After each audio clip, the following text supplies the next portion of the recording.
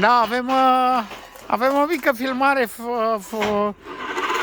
aici la Dropia, județul Brăila, unde Nicu bagă cu macaraua asta lui. Domnul Liță pregătit cu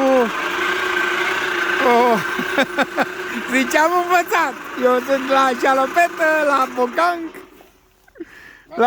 la tot ce trebuie. Și nu suntem mulți. 3 și o umbrelă. Ia, să vedem, ia o măsură băiatul ca să vedem cât se duce.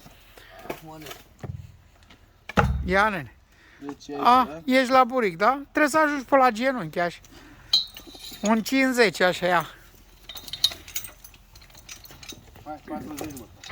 Hai, Doamne, ajută să suie cei mai grei sus. Lei grei, Cătălin cu lei grei. S-a urcat ăștia de 170 de kg.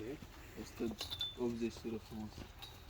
Da, păi te-ai gândărit, că cântarul ăla de plumb.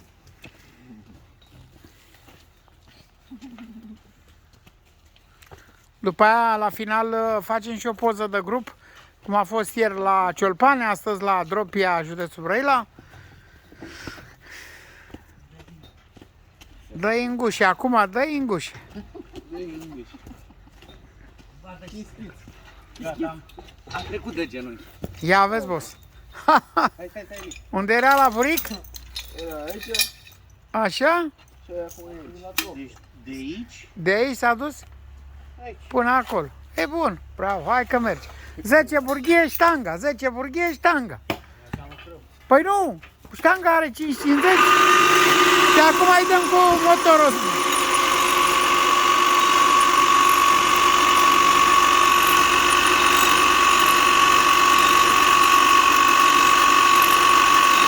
Ia mâna Liță, merge?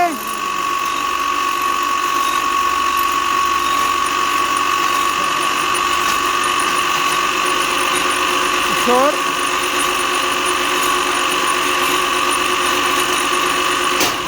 Lasă Liță singur.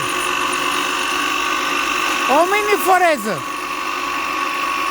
Dă-i drumul, Liță.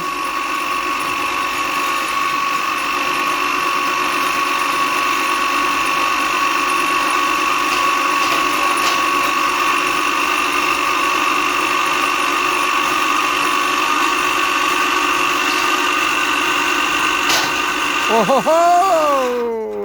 Doamne ajută! Revenim cu tubajul la final. E prea repede dacă nu ține mâna.